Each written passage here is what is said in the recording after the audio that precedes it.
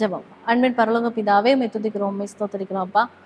கர்த்தாவே, நீர் கிருபையாய் கொடுத்த நாளுக்காக உமக்கு நன்றி செலுத்துகிறோம். இந்த நாளிலும் காலை முதல் மாலை மட்டும் உடைய பிரசன்னம் எங்களோடு இருந்ததற்காக உமக்கு நன்றி செலுத்துகிறோம்.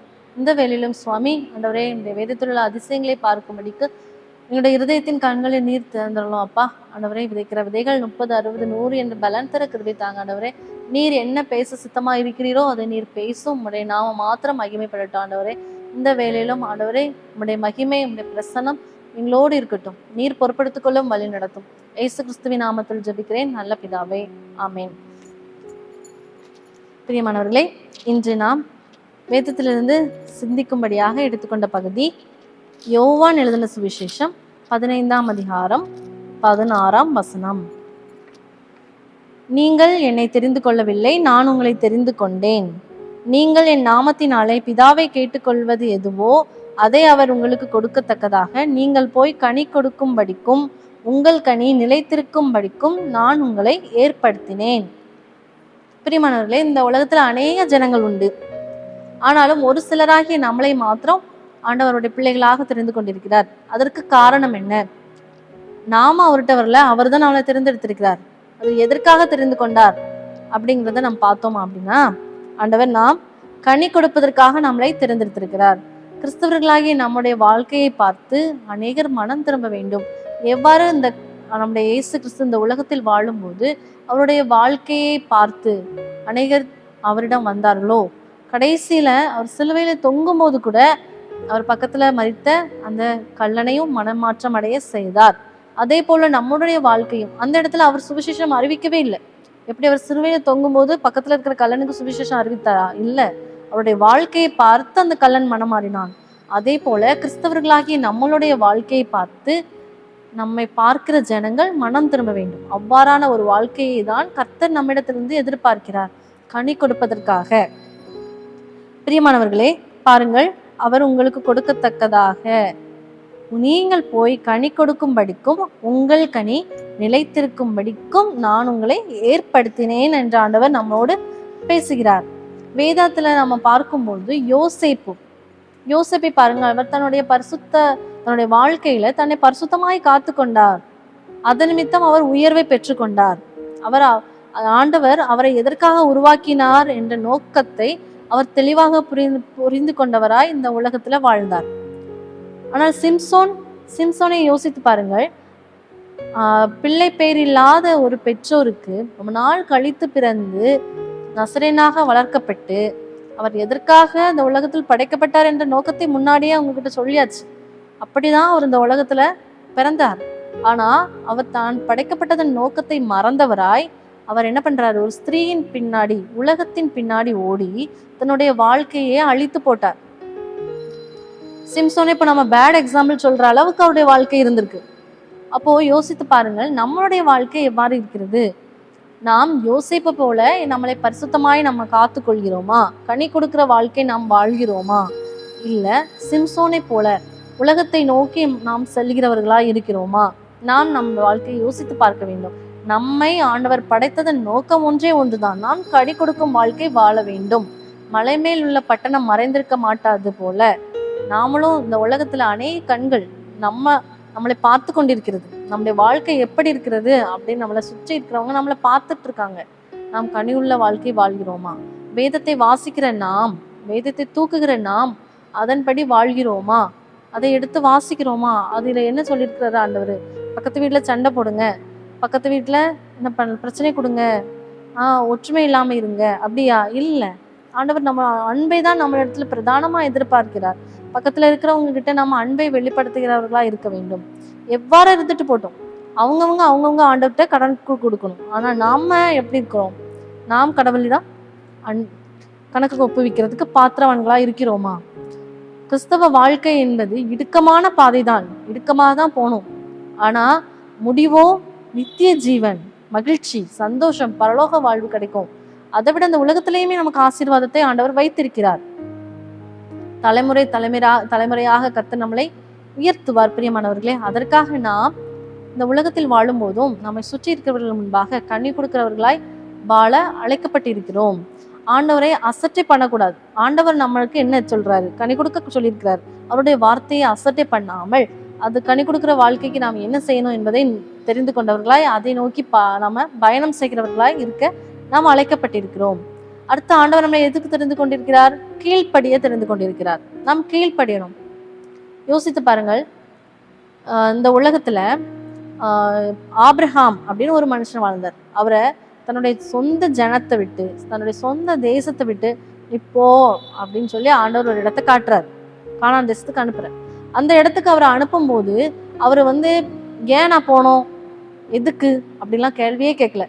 உடனே தன்னுடைய மனைவி, தன்னுடைய தகப்பன் எல்லாத்தையும் கூட்டிட்டு என்ன செய்யறாரு? அவரு போறாரு. உடனடியாக அவர் என்ன செஞ்சாரு? கீழ்ப்படிந்தார். ஆண்டவர் நம்மிடம் எதிர்பார்ப்பது இதே போல ஒரு கீழ்ப்படிதலை தான். ஆண்டவர் ஒண்ணு சொல்றாருன்னா அதை நம்ம என்ன செய்யணும்? உடனே கீழ்ப்படியணும். ஏன் ஆண்டவரே, எதுக்கு, ஏன் நீங்க இப்படி சொல்றீங்க, அவங்கள ஏன் கூப்பிடல, என்ன மட்டும் ஏன் கூப்பிடுறீங்க, அந்த கேள்விகள்லாம் கேட்காம ஆண்டவர் என்னை அழைக்கிறார், நான் உடனடியாக செல்ல வேண்டும். கீழ்ப்படிதலான ஒரு வாழ்க்கையை தான் கர்த்தர் நம்மிடம் எதிர்பார்க்கிறார். அதுல நம்ம இன்னொன்னு பார்த்தோம்னா நோவாவையும் கர்த்தர் சொல்றாரு, எது கர்த்தர் என்ன சொன்னாரோ அதன்படியே செய்தான் என்று நாம் வேதத்துல வாசிக்கிறோம். கர்த்தர் சொல்றத அப்படியே கேட்டாரு நோவா. இவ்வளோ வெயில் அடிக்கி இந்த நேரத்துல மழை வரும்னு சொல்றீங்களே ஆண்டவரே, எப்படி மழை வரும், இவ்வளோ பெரிய பேலை கட்ட சொல்றீங்க அப்படின்னு இன்னும் நிறைய ஜனங்கள் கிண்டல் பண்ணிருக்கலாம். பாரு, வேலை மெனக்கட்டு உட்கார்ந்து என்ன செய்யறாரு? பேலை கட்டுறாரு, கப்பல் செய்யறாரு, என்ன இந்த ஆளு, அறிவே இல்லையா, அப்படிலாம் கூட அந்த காலத்துல அந்த ஜனங்கள் பேசியிருக்கலாம். இவ்வளோ வெயில் அடிக்கி இங்க மழை எப்போ வரும், மழை வர வாய்ப்பே இல்லையே, அப்படிலாம் பேசியிருக்கலாம். ஆனா அவரு எதையும் காதலே வாங்கல. நோவா ஒண்ணுதான், ஆண்டவருடைய சத்தத்துக்கு கீழ்ப்படிந்து அவர் என்ன சொன்னாரோ அதன்படியே செய்தார். அதனால் ஒரு குடும்பம் காக்கப்பட்டது. பிரியமானவர்களே, நாமளும் நம்மிடத்திலும் ஆண்டவர் எதிர்பார்ப்பது அந்த கீழ்ப்படிதல் தான். கனியுள்ள வாழ்க்கையை எதிர்பார்க்கிறார். ஆண்டவருக்கு கீழ்ப்படிதலுள்ள வாழ்க்கையை ஆண்டவர் எதிர்பார்க்கிறார். சவுல் ராஜாவை நாம் பார்த்தோமானால் அவர் சொல்ற, பென்யமின் கோத்திரத்துல நான் ஒரு எளிமையான குடும்பத்துல பிறந்தவன். இனி ஆண்டவர் என்ன செஞ்சிருக்கிறாரு? இஸ்ரவேல் ஜனங்களுக்கு முதல் ராஜாவாக தேர்ந்தெடுத்து கொண்டார். யார? சவுல். அப்படிப்பட்ட ஒரு எளிமையான குடும்பத்துல பிறந்தவரு ஒரு ராஜாவா மாறின பிறகு ஆண்டவரை அசட்டை பண்ண ஆரம்பித்து விட்டார். கீழ்ப்படியல. ஆண்டவர் என்ன சொல்றாரு? இந்த அமலேக்கரை அழித்து போடுன்னு சொல்றாரு. ஆண்டவர் என்ன பண்றாரு? கொஞ்சம் காளைகளை எடுத்து நம்ம ஆண்டவருக்கு தானே பலியிட போறோம், நம்ம என்ன செஞ்சுக்கலாம், வச்சுக்கலாம் அப்படின்னு சொல்லிட்டு முழுவதுமா ஆண்டோடைய சத்தத்துக்கு கீழ்ப்படியாம ஆண்டவர் முழுவதுமா அழித்து போட சொன்னார். அவர் முழுவதுமா அழித்து போடாம ஆண்டோடைய சத்தத்துக்கு செவி கொடுக்காம இருந்தது நிமித்தம் அதனால அவர் தள்ளப்பட்டு போனார். கடைசியில் அவருடைய முடிவு கொடுமையா இருந்தது. அவரே தன்னைத்தானே மாய்த்து கொண்டவராய் இருந்தார் என்பதை நாம் பார்க்கிறோம். பிரியமானவர்களே, நாம் என்ன செய்ய வேண்டும்? கர்த்தர் நமக்கு என்ன செய்ய சொல்லுகிறாரோ அதை மாத்திரமே கேட்கிறவர்களாய், கீழ்ப்படுகிறவர்களாய் இருக்க நாம் அழைக்கப்பட்டிருக்கிறோம். நாம் ஆண்டவரை நிலைத்திருக்க வேண்டும். அதைதான், அது கனியுள்ள வாழ்க்கை கொடுக்க வேண்டும் என்று பார்த்தோமே. கனியுள்ள வாழ்க்கைக்கும் கீழ்ப்படிதலுள்ள வாழ்க்கைக்கும் மிக முக்கியமான ஒன்று ஆண்டவரை நிலைத்திருக்க வேண்டும். அவர் சத்தம் கேட்க வேண்டும். ஆண்டவருடைய சத்தத்தை கேட்டா மாத்திரம்தான் நாம் கீழ்ப்படிய முடியும். ஆண்டவருடைய நிலைத்திருந்தா மாத்திரம்தான் கனி கொடுக்க முடியும். கொடியானது அந்த செடியோடு நிலைத்திருந்தால் மாத்திரம்தான் என்ன செய்ய முடியும்? அந்த கொடி கனி கொடுக்க முடியும். நிலைத்தில்லாம அந்த செடி அத்து போயிடுச்சுன்னா அதனால ஒரு பயனும் கிடையாது, அது காஞ்சு போயிடும். அந்த செடியோடு அந்த கொடி நிலைத்திருந்தால் அந்த கொடி கண்டிப்பாக கனி கொடுக்கும். அதே போல நாமளும் கீழ்ப்படிப்பதற்கு ஆண்டவருடைய சத்தத்தை கேட்கிறவர்களா இருக்க வேண்டும். ஆண்டவருடைய சத்தம் கேட்பதற்கும் ஆண்டவரோடு நிலைத்திருப்பதற்கும் மிக முக்கியமான ஒன்று, நாம் ஆண்டவருடைய வேதத்தை வாசிக்க வேண்டும், ஜெபம் பண்ண வேண்டும், அவரோடு ஒரு இணக்கமான ஒரு நெருக்கமான ஒரு தொடர்பில் இருக்க வேண்டும். எப்பொழுதும் ஆண்டவருடைய சத்தம் கேட்டு அவருடைய சித்தம் செய்கிறவர்களாய் வாழ்வதையே கர்த்தர் நம்மிடத்தில் எதிர்பார்க்கிறார். பிரியமானவர்களே, நாம் வேதத்தில் அநேக எடுத்துக்காட்டுகளை பார்த்தோமானால் எல்லாத்தையும் ஆண்டவர் உயர்த்திருக்கிறார். உயர்த்ததான் ஆண்டவர் விரும்புகிறார். நீ இதை செய்ய, இப்படி வந்தா இந்த இடத்துல என்ன செய்யலாம், உன்னையே உயர்த்துவேன். பாருங்க, மண்ணாயிருந்த ஒரு ஆளை என்ன பண்ணிருக்காரு? ஒரு ஆதாமாய் உருவாக்குனார். எலும்பு ஒரு ஏவாளாய், ஒன்றுமே இல்லாததுதான் கண்டிப்பாக ஆண்டவர் என்ன செய்யறார்? உயர்த்துறார். மண்ணு ஆதாமாய் மாறியது, ஒரு எலும்பு ஏவாளாய் மாறியது. அதே போல ஒரு ஆடு மேய்க்கிற ஒரு சிறுவன் ராஜாவாக மாறினார், தாவீது ராஜா. ஒரு ஏறு உழுது கொண்டிருந்த ஒரு எலிசா ஒரு தீர்க்கதரிசியாக மாறினார். பிரியமானவர்களே, அதே போலதான் ஒன்றுக்கும் உதவாத நம்மளைத்தான் ஆண்டவர் உயர்த்த விரும்புகிறார். ஆனால் அதற்கு நாம் என்ன செய்ய வேண்டும்? கனி நிறைந்த வாழ்க்கை உடையவர்களாய் இருக்க வேண்டும், கீழ்ப்படிதல் உள்ளவர்களாய் இருக்க வேண்டும், ஆண்டவரோடு தொடர்பில் இருக்கிறவர்களாய் இருக்க வேண்டும். அதை ஆண்டவர் விரும்புகிறார். அவனுடைய வார்த்தையை அசட்டை பண்ணக்கூடாது. கிறிஸ்தவர்களாகிய நமக்கு இப்பொழுது ஒரு மிக பெரிய ஒரு ஆபத்தாக இருப்பது, ஆண்டவருடைய வார்த்தையை நாம் அசட்டை பண்ணுகிறோம். அசட்டை பண்ணக்கூடாது, இதுதானே பார்த்துக்கலாம் அப்படிங்கிற ஒரு நிர்விசாரம், அதாவது இதுதானே அப்படிங்கிற ஒரு எண்ணம். ஓகே, மெதுவா படிச்சுக்கலாம், வேதத்தை மெதுவா வாசிச்சுக்கலாம், மெதுவா ஜெபம் பண்ணலாம் அப்படின்னு நாம நினைக்கிறோம். அந்த மாதிரியான ஒரு காரியங்கள் தான் கர்த்தருக்கும் நமக்கும் இடையே ஒரு பெரிய இடைவெளியை உண்டாக்கும். தாவீது ராஜாவை யோசித்து பார்ப்போமானால் அவன் அசட்டை பண்ணினான் என்று கூறப்பட்டிருக்கிறது. 2 சாமுவேல் 12ஆம் அதிகாரம் 9-10 வசனத்தை நாம் வாசித்தோமானால், கர்த்தருடைய பார்வைக்கு பொல்லாப்பான இந்த காரியத்தை செய்து அவருடைய வார்த்தையை நீ அசட்டை பண்ணினது என்ன? ஏத்தியனாகிய உரியாவை நீ பட்டயத்தால் மடிவித்து அவன் மனைவியை உனக்கு மனைவியாக எடுத்துக்கொண்டு அவளை அம்மோன் புத்திரரின் பட்டயத்தாலே கொன்று போட்டாய். இப்போதும் நீ என்னை அசட்டை பண்ணி ஏத்தியனாகிய உரியாவின் மனைவியை உனக்கு மனைவியாக எடுத்துக்கொண்டபடியினால் பட்டயம் என்றைக்கும் உன் வீட்டை விட்டு விலகாதிருக்கும். பிரியமானவர்களே, இந்த இடத்துல தாவீது ராஜா அவருடைய கடமையை செய்ய மறந்து விட்டார். அவர் போர் நடந்துட்டு இருக்கு, போருக்கு தான் போயிருந்திருக்கணும். ஆனா ஒரு ராஜா அவர் என்ன பண்றார், உப்பரிக்கையில உலாவி கொண்டிருந்திருக்கிறார். அவர் தன்னுடைய நேரத்தை சரியாக பயன்படுத்தவில்லை, தன்னுடைய கடமையை மறந்து போனார். அது நிமித்தம் அவர் பெரிய பாவத்தில் விழுந்து விட்டார்.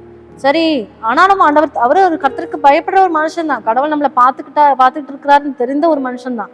அப்படிப்பட்ட ஒரு மனுஷனும் ஒரு சிறிய காரியத்துல என்ன பண்ணிட்டாரு, அசட்டை பண்ணிட்டாரு. சரி, இது ஆண்டவர் என்ன செய்வார் அப்படிங்கிற ஒரு எண்ணம், ஒரு அசட்டை, ஆண்டவரை அசட்டை பண்ணி ஒரு பெரிய பாவத்துல விழுந்து ஒரு பெரிய தண்டனையை பெற்றுக்கொண்டார். அது நிமித்தம் தான் அவருடைய வாழ்க்கையை, அவருடைய பிள்ளைகள் வாழ்க்கையை யோசித்து பார்த்தோம்னா ரொம்ப பெரிய தீங்கிலே போய் முடிந்தது. நிறைய அவருடைய பிள்ளைகள் வாழ்க்கையெல்லாம் நன்றாக இல்லை. பிரியமானவர்களே, நாம் நம்மளுடைய வாழ்க்கையையும் அவ்வாறு காத்து கொள்ள வேண்டும், அசட்டை பண்ணவே கூடாது. கர்த்தருடைய எவ்வாறு சவுல் தன்னுடைய வாழ்க்கையில ஆண்டவருக்கு அசட்டை பண்ணி கீழ்ப்படியாமல் போனானோ, தாவீது எவ்வாறு அசட்டை பண்ணி போய் விபச்சாரம் செய்தாரோ. அனனியா சப்பீராலை பார்த்தோமானால், அனனியா சப்பீரால் அவர்கள் சொத்துக்களை எல்லாம் என்ன செய்யறாங்க, எல்லாரும் அவங்கவுங்க சொத்தை வித்து காணிக்கையா கொடுக்காங்க. அது அவங்களுடைய சொத்து தான், அவங்க நியாயமா அவங்களுக்கு வேணும் அப்படின்னா அவங்க என்ன செஞ்சிருக்கலாம், பேதுருக்கிட்ட சொல்லியிருக்கலாம், சார் ஐயா எங்களுக்கு நாங்கள் கொஞ்சம் எடுத்திருக்கோம், மீதி உங்களுக்கு தந்திருக்கோம்னு சொல்லலாம். அவர் ஒன்றும் செஞ்சிடப்பட்டார். ஆனால் அவங்க என்ன பண்ணிட்டாங்க, பொய் பேசிட்டாங்க, அசட்டை பண்ணி இது யாருக்கு தெரிய போகுது அப்படின்னு சொல்லி அவங்க என்ன செஞ்சுட்டாங்க, பொய் பேசிட்டாங்க. அந்த பொய் அவங்க 2 பேரோட உயிரையுமே வாங்கி விட்டது. பிரியமானவர்களே, நாம் அசட்டை ஒரு நிமிஷம் அசட்டை பண்ணோம்னா, அதோடைய வார்த்தைக்கு செவி கொடுக்காம ஒரு நிமிடம் அசட்டை பண்ணினோம்னா அது நமக்கு ஒரு பெரிய பிளவை, ஒரு பெரிய ஆபத்தை. எப்படி சவுல் அசட்டை பண்ணி அவன் விழுந்து போனானோ, எப்படி தாவீது அசட்டை பண்ணி சவுல் விழுந்து போன பிறகு அதுக்கப்புறம் அவருக்கும் ஆண்டவருக்கும் நெருக்கம் வரவே இல்லை, விழுந்தே போயிட்டார்.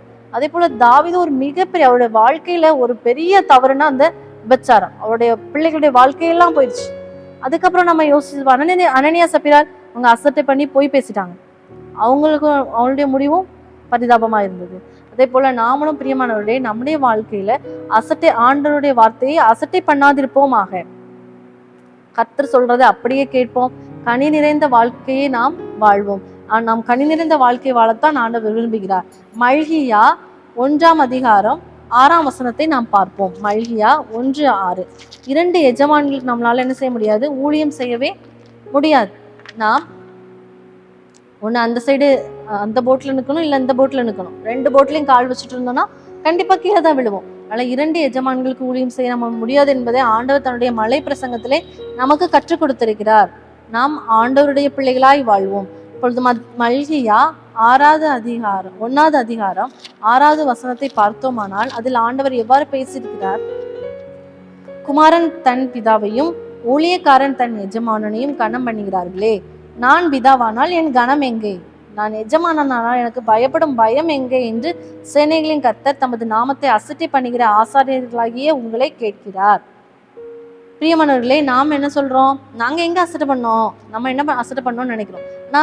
நம்ம போஜன பந்தியில நம்மளுடைய ராப்போஜனத்துல நம்ம பங்கெடுக்கும் போதும் பயபக்தியாய் வருகிறோமா? நம்மளுடைய எண்ணம் எல்லாம் எவ்வாறு இருக்கிறது? யாரு நம்மளை பார்க்கா, ஆண்டவர் நம்மளை பார்க்காரா, இல்லையே, நமக்கு இது வரைக்கும் ஒண்ணுமே நடக்கலையே அப்படின்னு நினைக்கிறோம். நம்முடைய ஒரு நிர்விசாரம் வருகிறது. இப்பொழுது கிறிஸ்தவ சமுதாயத்துல சபைக்கு வருகிற மக்களும் சரி, நம்முடைய பக்கத்துல இருக்கிற மக்கள்கிட்டையும் சரி, நம்ம எப்படி நம்முடைய வாழ்க்கை எவ்வாறு இருக்கிறது, நம்ம மிகப்பெரிய விசாரத்துல ஆண்டவருக்கு உள்ள ஒரு பயபக்தி இல்லாம எல்லாவற்றையும் அசட்டையா எண்ணுகிறோம். அசட்டையா எண்ணாதிருப்போமாக. கர்த்தர் அதற்காக மிகப்பெரிய ஒரு தண்டனையை தருவார். அதனால கர்த்தருடைய பந்தியில வருகிற நாமும் சரி, ஆண்டவருடைய பிள்ளைகளாகிய நாம் சின்ன சின்ன விஷயத்திலையும் பயபக்தியோடு கர்த்தரோடு நெருக்கமான தொடர்புல இருப்போம். இதுல எனக்கு கணம் எங்க கொடுத்துருக்கீங்கன்னு கேட்காரு. குமாரன் தன் பிதாவையும் ஊழியக்காரன் தன் எஜமானையும் கனம் பண்ணுகிறார்களே, நான் பிதாவானால் என் கணம் எங்கே? நான் உங்களுக்கு அப்பா வந்து அதுக்கான கணம் எங்க? நான் உங்க எஜமானனா இருந்தா எஜமானனுக்கு கொடுப்பீங்களே அந்த கணம் தாங்க, அந்த கணம் எங்கே?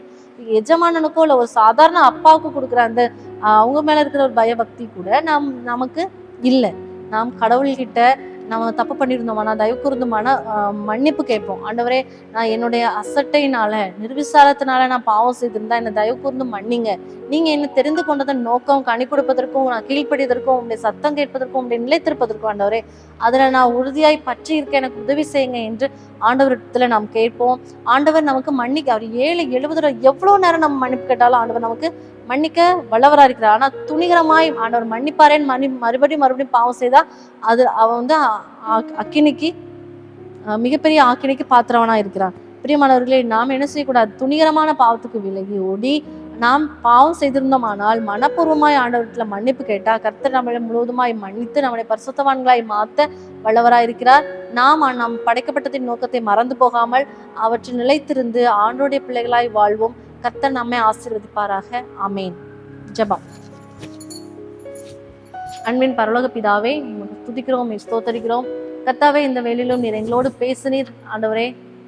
தகப்பனே, நாங்களும் ஆண்டவரே எங்களுடைய வாழ்க்கையில ஆண்டவரே சிறு சிறு காரியங்களை உண்மை அசட்டை பண்ணியிருந்தால் தயவு கூர்ந்து எங்களை மன்னிங்கப்பா. ஆண்டவரே, நாங்களும் உமக்கு பிரியமானவர்களாய் வாழணும் சுவாமி. நாங்களும் கனி குடிக்கிறவர்களாய் நிலைத்திருக்கிறவர்களாய் ஆண்டவரே அப்பா உமக்கு கீழ்ப்படுகிறவர்களாய் ஆண்டவரே உங்களுடைய சத்தம் கேட்டு சித்தம் செய்கிறவர்களாய் வாழ ஆண்டவர் எங்களுக்கு உதவி செய்ய வேண்டுமாறு ஜெபிக்கிறோம் சுவாமி. கர்த்தாவே, எங்களையும் ஆசீர்வதிங்கப்பா, எங்களையும் உயர்த்துங்க ஆண்டவரே. ஒன்றுக்கும் உதவாத ஆண்டவரே மனிதர்களையும் ஆண்டவரே மண்ணை கூட ஆண்டவரே ஒரு மனிதனாய் உருவாக்கினவர் கர்த்தாவே நீர். ஆண்டவரே, ஒன்றுக்கும் உதவாத எங்களையும் உயர்த்த மாலே ஆகும் அப்பா. நாங்கள் முழுவதுமாய் எங்களை உங்களுடைய கரத்துல ஒப்பு கொடுக்குறோம் ஆண்டவரே. நீர் எங்களை பொறுப்படுத்திக் கொள்ளுங்க சுவாமி. ஆசீர்வதிங்க சுவாமி. ஆண்டவரே, எங்களுடைய பாவம் உமக்கும் எங்களுக்கும் நடுவாக ஒரு பிளவாக இராதபடி கர்த்தாவே ஆண்டவரே, நாங்கள் இன்னும் உண்மை கிட்டி சேர நெருங்கி வாழ எங்களுக்கு நீர் உதவி செய்ய வேண்டுமாறு ஜெபிக்கிறோம். நீர் பொறுப்படுத்திக் கொள்ளும், ஆசீர்வதியும். இயேசு கிறிஸ்துவின் நாமத்தில் ஜெபிக்கிறேன் நல்ல பிதாவே. ஆமென்.